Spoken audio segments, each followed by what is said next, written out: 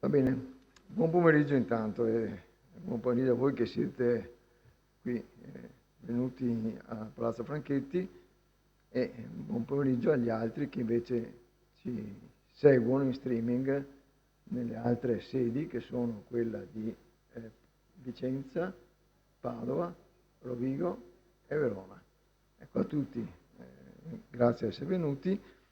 E anche un grazie particolare ai tutor che sono in queste sedi, che ringrazio appunto per la loro presenza e per la loro attività, pregandoli di segnalarci eventuali problemi di audio o video che si verificassero.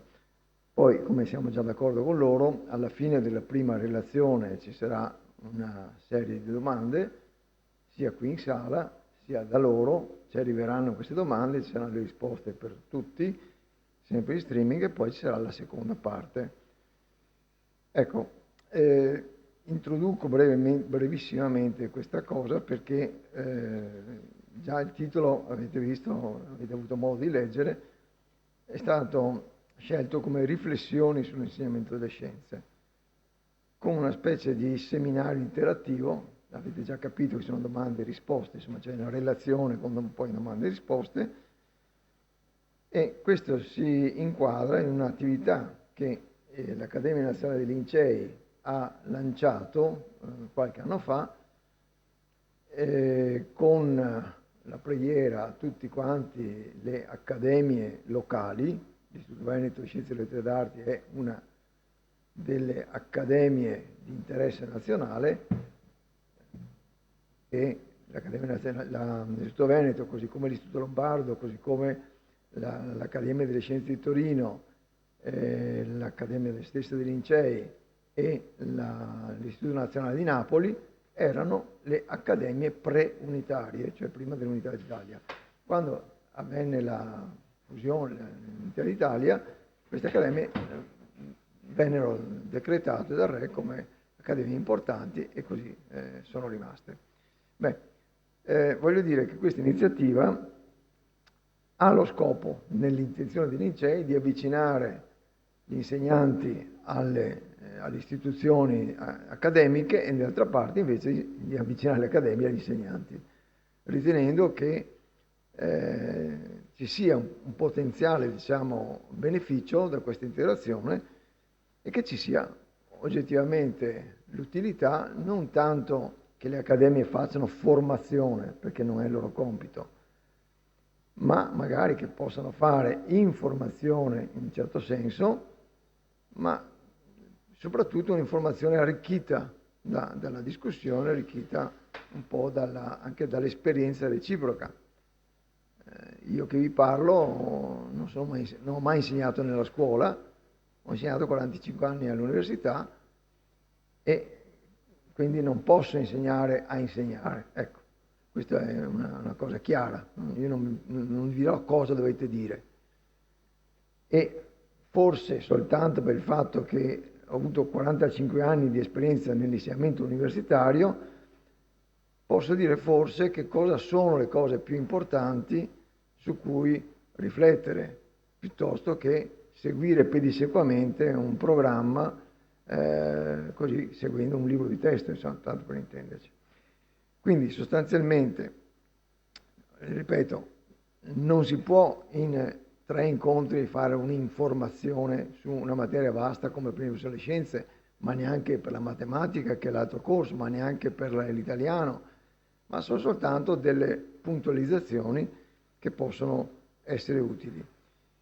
Vi dico che l'Istituto Veneto, per quanto riguarda l'informazione scientifica, ha un'attività che diciamo, è cominciata nel 2004, mi pare, se non mi sbaglio, la prima chiaramente scienza 2005, comunque sono tanti anni lo stesso, nel 2005, con una serie di conferenze che sono tutte recuperabili nel sito dell'Istituto Veneto e sono dei filmati YouTube che hanno una dimensione di 20-25 minuti l'uno e quindi teoricamente sono facili da seguire e anche per gli insegnanti della scuola superiore possono servire anche per essere proiettati in classe e poi commentati.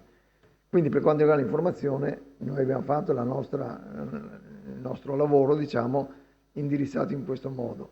Mentre invece questa cosa nuova è piuttosto qualcosa che sta di mezzo tra la informazione e la formazione, quindi è qualcosa di anomalo e speriamo di riuscire nell'intento. Ci saranno questi 3 incontri, come ho detto, ogni incontro è fatto di 2 frammenti, di 2 relazioni. Questa volta sono io relatore di tutte le relazioni, la prossima volta invece sarà la mia relazione e quella della professoressa Zanetti, che invece è un'insegnante esperta, diciamo, nella scuola, è stata insegnante, formatrice di insegnanti, quindi ha molta più esperienza di me in questo settore. Veniamo subito all'argomento. Io ho scelto come uno dei punti di riflessione questo, cioè la natura materiale dei fenomeni biologici.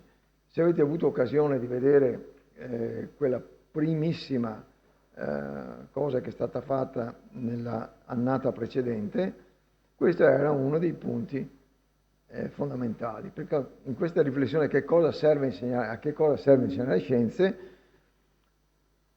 si diceva fornire al futuro cittadino. Non dimentichiamoci che i ragazzini che scalpitano nelle classi sono i futuri cittadini, quindi quelli con cui non tanto io ma voi avrete a che fare, perché io ormai sarò dall'altra parte, ma voi avrete a che fare con questi cittadini che vi comanderanno. Ecco, quindi è bene saperle queste cose. Che cosa deve capire questo cittadino? Il funzionamento del suo corpo. L'educazione sanitaria è fondamentale, ma bisogna sapere prima come funzioniamo.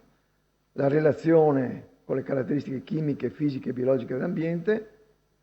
Io ho sottolineato la natura materiale dei fenomeni. Questo è un problema fondamentale, perché sembra scontato, ma basta vedere la quantità di oroscopi che girano sulle pagine dei quotidiani più accreditati, vuol dire che qualcuno non ha capito, insomma, non ha capito che i fenomeni hanno una loro materialità. E poi la grande complessità della realtà, anche questo è fondamentale. Oggi sembrano tutte ricette a slogan, in tutti quanti i campi, da quelli terribili del terrorismo a cose molto più semplici. Tutto quanto è una cosa facile, c'è il rimedio. C'è il rimedio. Il rimedio non è facile perché i fenomeni sono complessi e quindi il fenomeno complesso richiede attenzione molto focalizzata e complessa. Poi la possibilità di indagare anche autonomamente. Proprio oggi vi porterò poi alla fine un'altra cosa che riguarda la ricerca scientifica, e oggi l'indagine autonoma non esiste. Però ognuno di noi ha un pensiero e quindi può organizzare nel suo pensiero una indagine autonoma su qualsiasi cosa. Certo, per fare le indagini di ricerca biologica ad alto livello uno non può farlo da solo, ecco. Però che i ragazzi siano abituati a pensare con la loro testa, questo è fondamentale, perché stiamo andando verso un mondo di omologati. E allora nel mondo di omologati ci sarà sempre qualcuno a cui interessa che tutti omologati che obbediscano ciecamente. Questo non mi piace. Bene, veniamo al dunque. Che cos'è la scienza?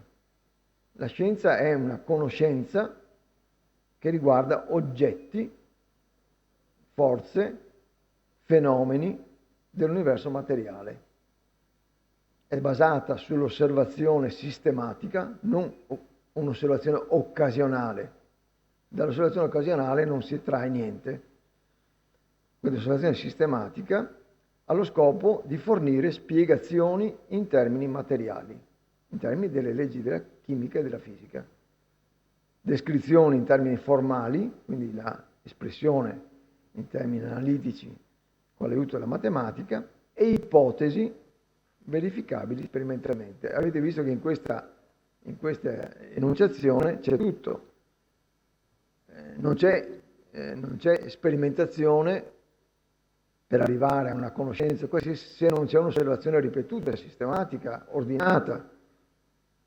non c'è spiegazione che non sia formalizzabile in termini matematici. Tutte le leggi della chimica e della fisica siete stati tutti abituati a vederle in formule. E le ipotesi rimangono ipotesi finché non sono verificate sperimentalmente. Ecco. Quindi questo è una cosa importante. Faccio un piccolo inciso per dire che tutto quello che voi vedete, questi PowerPoint, è inutile che prendiate appunti.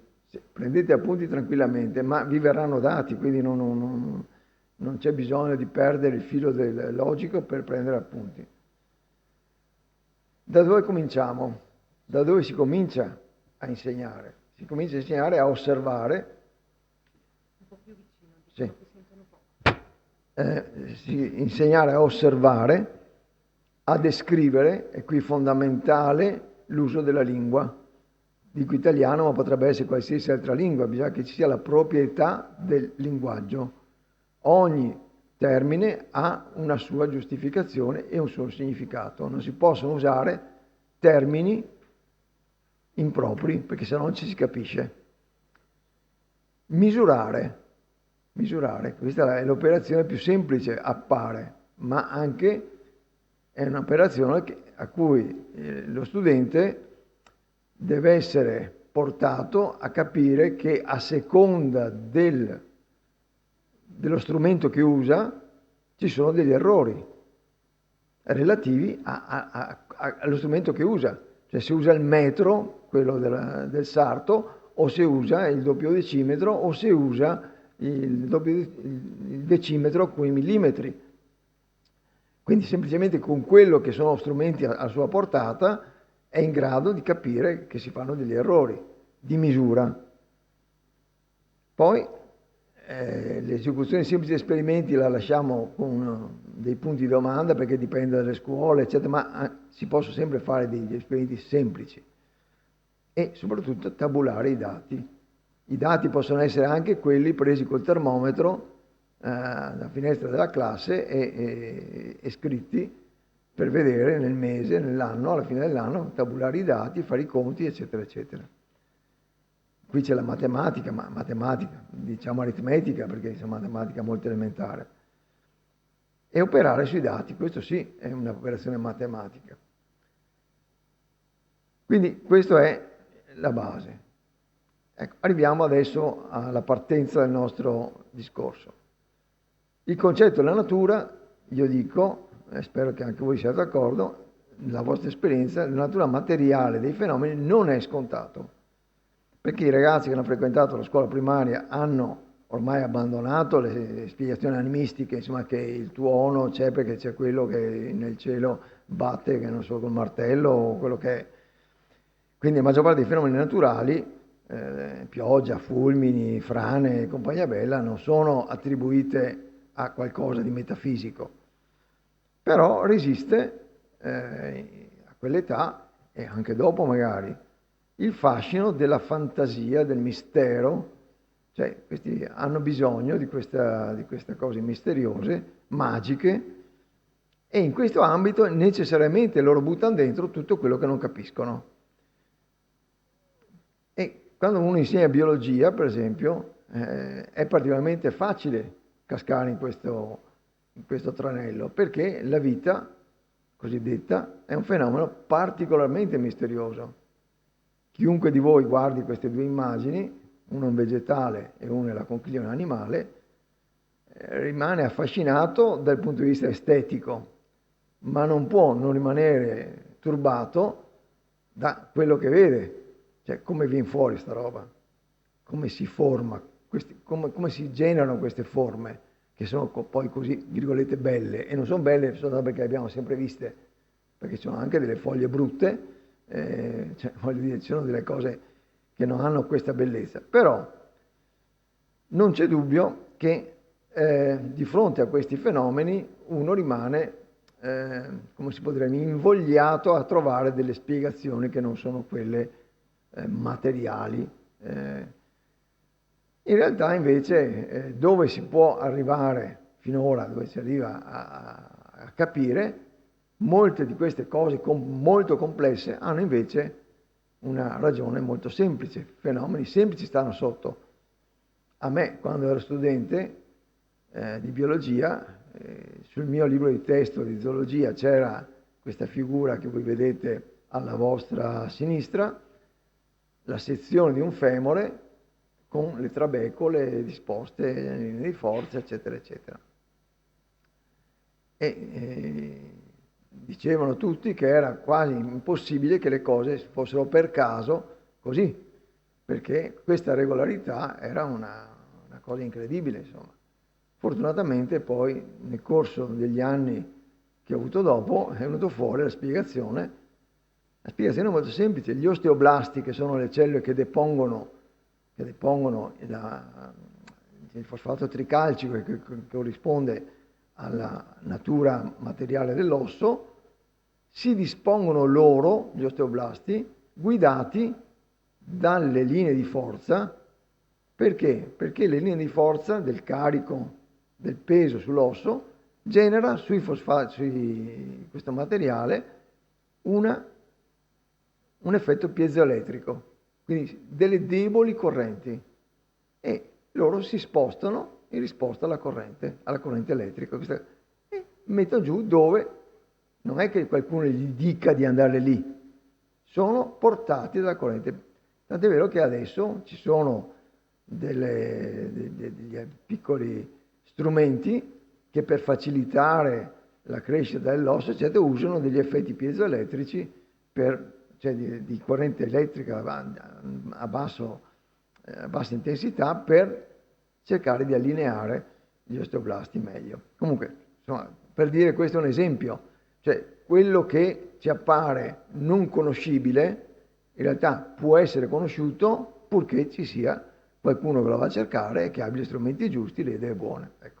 Non c'è niente di misterioso in questo che abbiamo detto. Certo che di fronte alla biologia, cioè alle scienze biologiche cosiddette, la varietà dei viventi, e anche di quelli che erano viventi una volta, che non sono più, per dire i dinosauri, i plesiosauri e compagnia bella che affascinano tanto i ragazzi, è impressionante. È impressionante la grandissima varietà delle forme di, virgolette, vita. E quindi questa è una cosa certamente affascinante, ma come sapete poi anche interessante, perché ci sono delle intere branche dello scibile umano che si occupano di questa cosa della diversità e della omologia delle strutture degli organismi. Veniamo a una premessa. Ecco, allora, proviamo a riordinare, per cominciare il nostro ragionamento, il pensiero. Allora, la natura degli oggetti è esclusivamente materiale. Io dico oggetti mutuando questo termine dagli astronomi. Per gli astronomi una galassia è un oggetto. Ecco. Ed è giusto chiamarlo oggetto, perché è oggetto della nostra osservazione, è oggetto della nostra indagine, è oggetto della nostra conoscenza. È un oggetto. Quindi anche noi siamo oggetti, no? Entro certi limiti. Quindi le strutture, la natura degli oggetti è esclusivamente materiale. Su questo non si transige, perché altrimenti, se non è materiale, non ci mettiamo a lavorarci su questi oggetti, non possiamo studiare qualcosa che non è materiale. Le strutture cosa sono? Per esempio, non so, un braccio, per dire, è una struttura.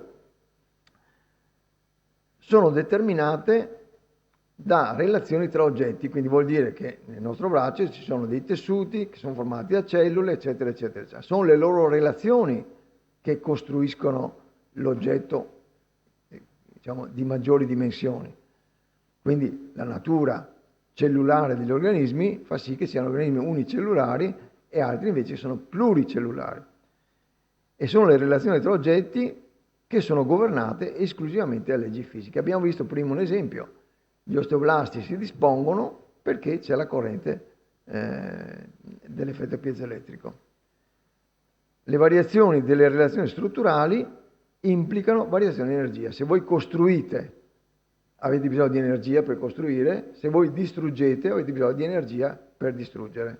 Oppure, se si distrugge, lì si libera energia. Quindi non c'è dubbio che queste sono variazioni di energia che hanno una base materiale. Ecco, altra cosa è che le strutture possono avere diversa stabilità nel tempo. Ci possono essere strutture che hanno una stabilità molto lunga, strutture invece che si disfano in pochissimo tempo. E questo naturalmente dipende dai legami, dipende dalle relazioni, eccetera. Le relazioni tra oggetti dipendono dalle loro proprietà. Ecco, qui c'è un discorso un po' difficile, ma vi sarà abbastanza chiaro tra un momento.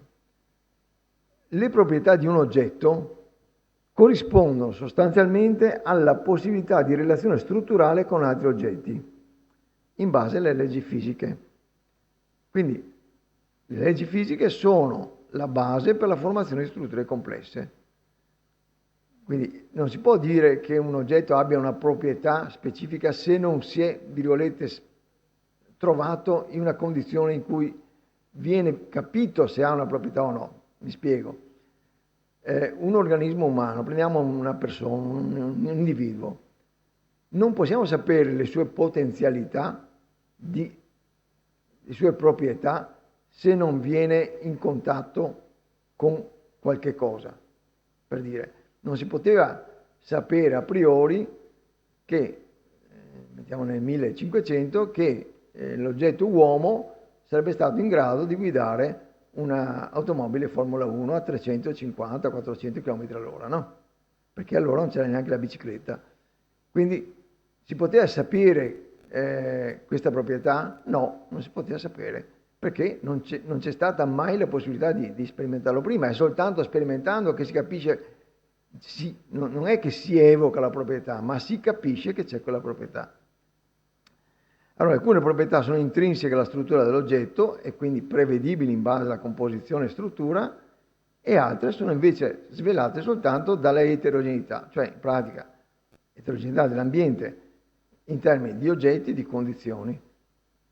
Di nuovo, la proprietà dell'uomo di arrivare a 8.000 metri senza bombole di ossigeno si è scoperta soltanto quando ci sono andati e qualcuno ha lasciato lì le bombe di ossigeno e ha dimostrato che si poteva respirare, alcuni anche ad alta quota. Ecco, questo è un altro esempio. Quindi l'ambiente diverso e si trova questo. Allora, abbiamo detto che ogni oggetto complesso è costituito da un insieme di oggetti e di relazioni. Ecco, questo è importante, che in ogni livello di osservazione, cioè andiamo a livello macroscopico, poi a livello submacroscopico, a livello microscopico, a livello submicroscopico, eccetera, via via che ci spostiamo, in ogni livello di osservazione viene trascurata la complessità interna. Se noi guardiamo il nostro braccio, non vediamo quello che c'è dentro, no? Quindi ci interessa che funzioni, che il muscolo funzioni, che sia l'osso integro, eccetera, eccetera. Ma non capiamo che cosa c'è dentro. Invece, se guardiamo la fisiologia dell'organismo, le cellule stanno sotto agli organi. Quindi praticamente noi guardiamo il funzionamento dell'organo intuendo che c'è il funzionamento delle cellule, ma non analizziamo il funzionamento delle cellule per sapere se la mano si muove. Quindi raramente è possibile considerare il ruolo dell'oggetto in questione nel livello superiore a quello considerato. Cioè, se noi studiamo la cellula, non possiamo dire che questa cellula sarà in grado di fare una certa cosa una volta che è nel tessuto. Tanto è vero che il tessuto è composto da numerosi tipi cellulari. Ecco, questo è un altro punto. Dicevo, vivente uguale organismo cioè insieme di parti, uguale oggetto biologico, cioè in termini, cioè non è detto che voi dobbiate usare questi con i ragazzini, ma voglio dire è per capirci noi su questo discorso che è un po' complicato.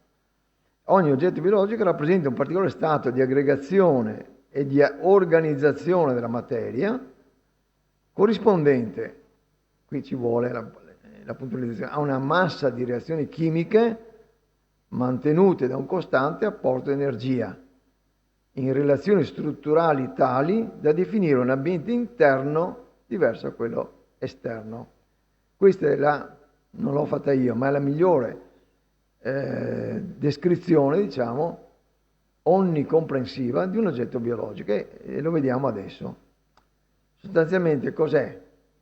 Noi possiamo, che sia una cellula, singola, che sia un insieme di cellule, eccetera, c'è sempre un ambiente esterno, un ambiente interno, entra energia e si produce lavoro. Lavoro di diverso tipo, può essere lavoro osmotico, lavoro meccanico, lavoro elettrico, qualsiasi altra cosa. Quindi questa è la base di qualsiasi ragionamento. E se volessimo andare un pochino più, diciamo, non dico a fondo, ma diciamo in maniera descrittiva, un pochino più precisa, lì in alto alla vostra sinistra vedete due cellule, una cellula, due cellule ciascuna col proprio nucleo. Se noi volessimo dire che questa è una cellula, allora nella cellula c'è un genoma, cioè sostanzialmente c'è l'insieme del DNA, c'è il trascrittoma, cioè tutto l'insieme degli RNA che vengono prodotti, e poi questi fanno le proteine, e sono le proteine che sono responsabili del metabolismo, si chiamano metaboloma, parole che insomma non spaventatevi, non dovete dirle ai ragazzi, ma è soltanto per capire quello che stiamo dicendo. E la trasformazione di energia in lavoro nella cellula viene fatta da questa serie di reazioni chimiche. Se noi pensiamo che tutte le nostre cellule stanno facendo esattamente questo in questo momento. Nel momento in cui io sto parlando, ho tutte le cellule che stanno muovendo i miei muscoli, della fonazione, le cellule cerebrali spero funzionino, e voi avete le cellule dell'orecchio che lavorano a dovere, eccetera, eccetera, eccetera. Ecco, a parte quello che è il nostro metabolismo di base che viene mantenuto.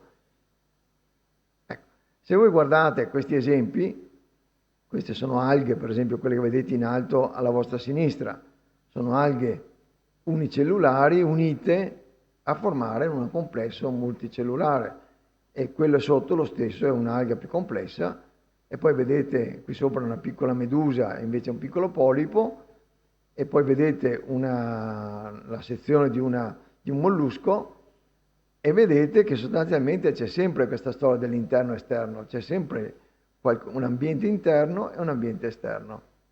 Quindi qualunque sia la forma, c'è sempre un ambiente interno e un ambiente esterno.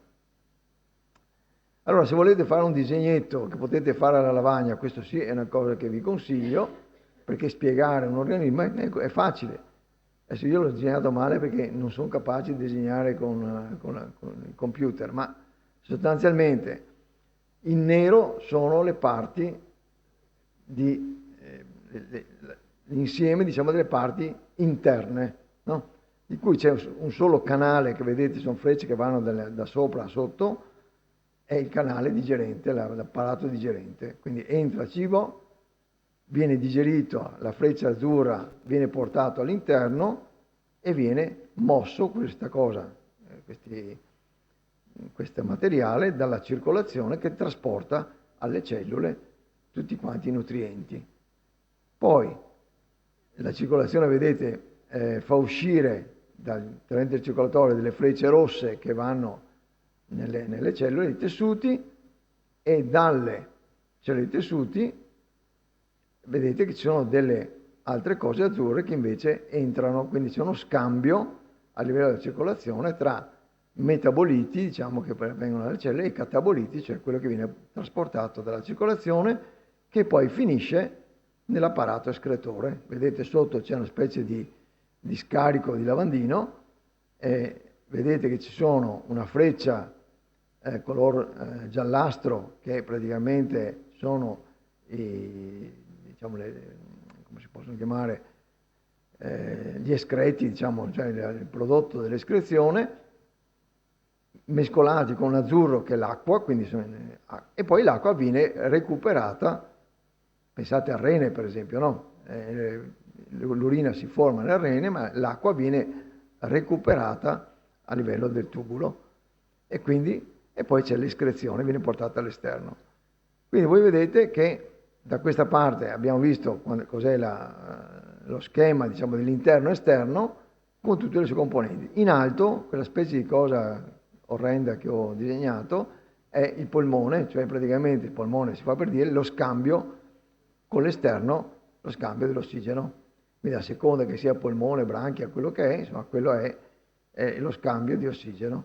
Quindi attraverso la respirazione viene portato dentro ossigeno e buttato fuori anidride carbonica. Quindi il sistema è semplice, no? E questa è una cosa che si può replicare applicare a qualsiasi organismo multicellulare. Nel caso delle piante, compresi gli alberi, la cosa è ancora più semplice, no? Perché c'è l'apparato radicale che tira su i nutrienti, c'è la distribuzione tutto l'apparato foliare e poi la respirazione che avviene a livello delle foglie, dove però c'è anche la fotosintesi, che in pratica è quella che determina la conversione della CO2 nella parte organica, quindi formare gli zuccheri. Quindi sostanzialmente non c'è diversità dal punto di vista interno e esterno, soltanto che in questo caso la respirazione avviene tutta quanta a livello delle foglie, sostanzialmente, no? A livello delle zone verdi. Ecco, veniamo a noi. Allora, questi sono dati recentissimi che hanno un po' ridimensionato delle cifre che erano state fatte qualche anno fa. Allora, secondo dati recenti, un uomo di 20-30 anni che pesi 70 kg, se si è alto 1,70 m, standard, insomma, sarebbe costituito da circa 37 mila miliardi di cellule. E, questa è la cosa interessante, ospiterebbe 48 mila miliardi di batteri, quando è pulito. Ecco. Nel senso che questi batteri sono distribuiti sulla superficie del corpo, ma sono anche distribuiti all'interno dell'apparato digerente e quindi nella bocca, per esempio, no? Quindi, poi nell'intestino ci sono i batteri, l'intestino, la flora intestinale che provvede alla sintesi di molte delle vitamine di cui abbiamo bisogno, sono lì, quindi sono una quantità di microrganismi molto molto importante. Tant'è vero che adesso con tutti questi discorsi degli omi, genoma, proteoma, metaboloma, eccetera, eccetera, è venuto fuori il microbioma, cioè l'insieme dei microrganismi che sono simbionti con noi. Qualche volta c'è anche qualcuno che fa i capricci, che ci fa venire qualche malattia un po' fastidiosa, per esempio l'apparato digerente, no? Ci possono essere dei batteri che producono tossine e quindi ci vengono dei problemi di tipo intestinale o virus, ma ad ogni modo i virus non li abbiamo messi, stiamo parlando di batteri. L'importante, il cervello sarebbe composto da 100 miliardi di neuroni, 100 miliardi di neuroni, cioè i neuroni quelli che hanno le connessioni. E molte di più sono le cellule ausiliarie, cioè le cellule della glia, cioè quelle che fanno l'impalcatura, che ancora non si sa bene che cosa facciano, ma comunque hanno un ruolo importante. Ogni neurone è connesso con circa 100.000 altri neuroni e queste connessioni sono continuamente si fanno e si disfano, si fanno e si disfano, si fanno e si disfano.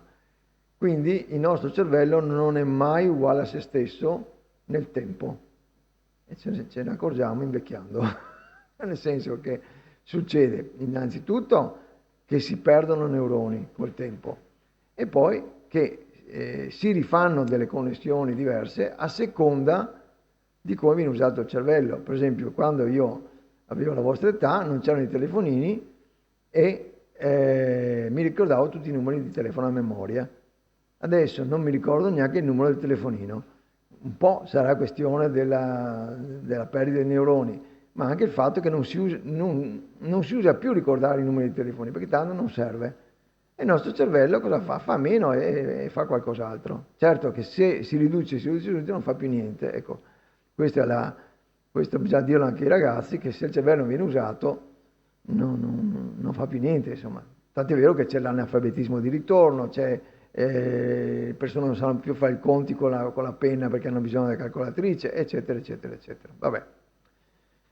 Comunque confidiamo nel continuo rimodellamento delle connessioni neuroniche. Qui avete una panoramica non illustrata di tessuti diversi, tessuti istologici diversi, per dire quanto diverse sono le situazioni in cui le cellule si mettono. Però questo è importante, non dico la gerarchia, ma la gerarchia dimensionale, che i tessuti sono fatti di cellule, gli organi sono fatti di tessuti e gli apparati o i sistemi, per dire il sistema circolatorio è fatto di organi, per dire, non so, il sistema cardiocircolatorio cosa c'ha? Il cuore, e alle arterie, alle vene, capillari, eccetera, eccetera, eccetera, no? Quindi queste sono tutte cose che i ragazzi sicuramente o sanno o imparano facilmente. Invece questa è una cosa interessante, che la natura materiale dell'organismo è immediatamente evidente a tutti dalla conseguenza di insulti meccanici. La prima cosa che sono pensati i nostri lontani antenati, lo vedete, questa è una figura del 1400, non si parlava di malattie, ce l'avevano anche loro chiaramente, ma le cose con cui veniva a contatto più frequentemente erano queste cose qui: un colpo in testa, una pugnalata, una freccia nella gamba, eccetera, eccetera, no? Comunque questo anche i ragazzi capiscono che quando c'è un insulto meccanico sulla pelle, sulla carne, si capisce che siamo fatti di qualcosa di materiale. Alcune ferite possono essere mortali. Ecco, questo forse è da far capire ai ragazzi è che non va sempre liscia, perché ci possono essere anche situazioni in cui uno rischia la pelle.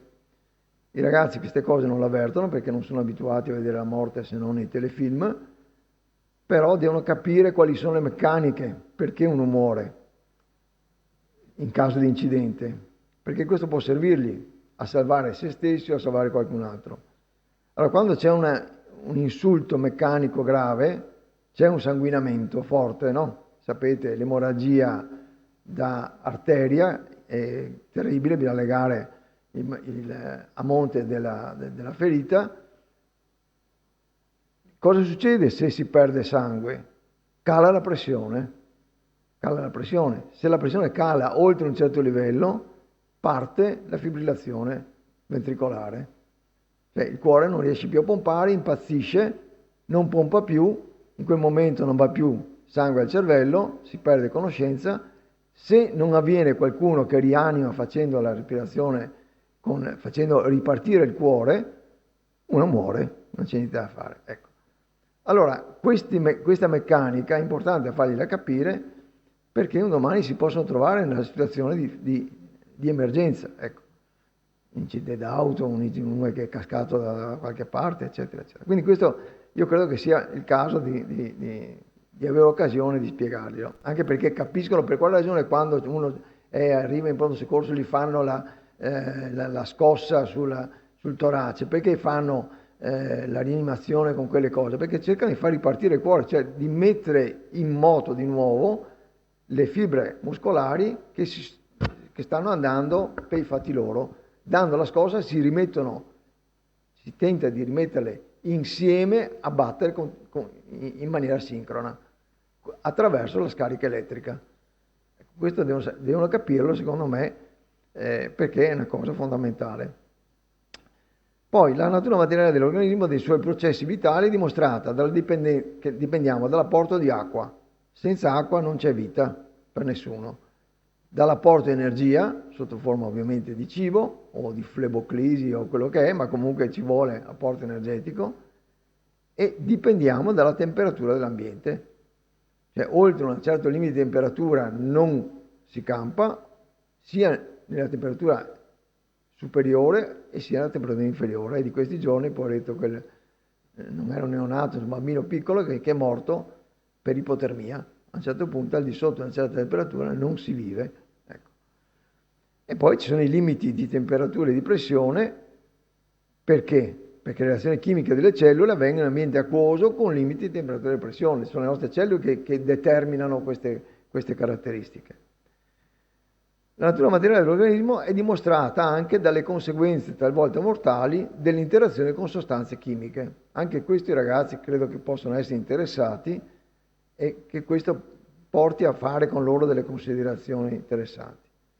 Per esempio a chiedere a loro, non voglio insegnare il mestiere, ma mi è venuto in mente che chiedere ai ragazzi quali sono i veleni che conoscono, se sanno che esistono i veleni, quali sono i veleni, può essere un'operazione così per capire.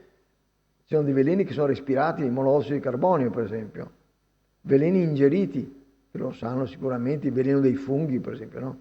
Veleni iniettati, il veleno di alcuni serpenti, degli scorpioni, cose di questo genere. Allora le conseguenze mortali in questo caso derivano dall'avvelenamento di molte cellule, non soltanto di poche cellule. Quindi è un discorso anche di dose. Ci sono alcuni veleni potentissimi, altri meno potenti, ma comunque se vanno a colpire molte cellule sono dolori. Quindi monossido di carbonio è veleno per i globuli rossi, che non riescono più a trasportare l'ossigeno. Veleno di serpente, anche questo va a attaccare le membrane dei globuli rossi, quindi provoca un'emolisi spaventosa. E veleno della Manita falloides, il veleno del fungo più tossico, più velenoso che c'è, è distruggere le cellule del fegato, quindi praticamente uno senza fegato non può campare. E qui leghiamo il discorso con i farmaci. Anche i farmaci sono veleni se sono presi a quantità industriali, ma i farmaci agiscono a livello cellulare su specifiche catene di reazioni chimiche, però i loro effetti sono rilevabili a livello organismico. Per esempio un anestetico che viene somministrato a uno che va a farsi un'operazione chirurgica, l'anestetico viene somministrato e a una certa dose ha l'effetto anestetico, se no non lo ha. E i farmaci esercitano la loro azione a bassissima concentrazione. Questa è una cosa interessante forse da fargli notare. Per esempio si può calcolare la concentrazione di acido acetilsalicilico, l'aspirina, nell'organismo dopo somministrazione della compressa da 300 mg, che sono quelle che si trovano in farmacia. E quindi 300 mg su 60 litri circa di acqua che abbiamo nell'organismo, calcolando che l'acqua costituisce il ciclo 80% dell'organismo, sono 0,05 mg per millilitro. Quindi è poco, insomma, no? Cioè, allora, da questo posso capire qual è il livello di concentrazione che può avere un farmaco. Importante fargli notare che tra le sostanze di uso comune la caffeina contenuta nella Coca-Cola e in molte bevande energetiche è molto forte la concentrazione della caffeina nella Coca-Cola e nei drink cosiddetti energetici. E questo ha notevoli effetti farmacologici. Non voglio spaventare nessuno, ma ci sono dei ragazzini, pochi per fortuna, che sono predisposti per una malattia del cuore, aritmica, che bevono un po' più di Coca-Cola e hanno l'arresto cardiaco. Quindi, insomma, è una cosa con cui non si può tanto scherzare, perché gli viene una tachicardia parossistica e poi vanno in fibrillazione ventricolare. Nei casi vegetali la natura materiale del fenomeno vita è ancora più semplice, perché potete anche sperimentare, una pianta in vegetazione non può sopravvivere se privata dell'acqua o della luce, o messa in frigorifero, temperatura, va bene. I bulbi magari si possono mettere in frigorifero, ma la pianta che sta vegetando non vive. L'energia luminosa viene convertita in energia chimica, abbiamo già detto, la fotosintesi, ma questa c'è su tutti i libri di scuola, non c'è bisogno di aggiungere. Quindi arriviamo alla fine di questa storia. Abbiamo detto che cosa serve insegnare le scienze, in mezzo a questo avevamo scelto la natura materiale dei fenomeni, ma vedete che abbiamo tirato fuori in maniera non evidente, però il funzionamento del suo corpo, la relazione con le caratteristiche chimiche, biologiche e fisiche dell'ambiente.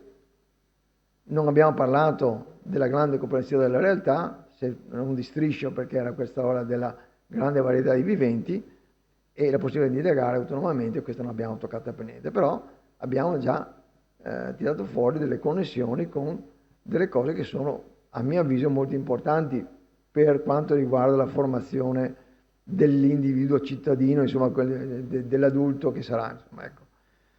Adesso qui ci fermiamo e allora attiviamo le domande nelle sedi che ci sono collegate e anche qui in sala. Poi faremo una miscela di risposte alle domande e ripartiamo alle 4.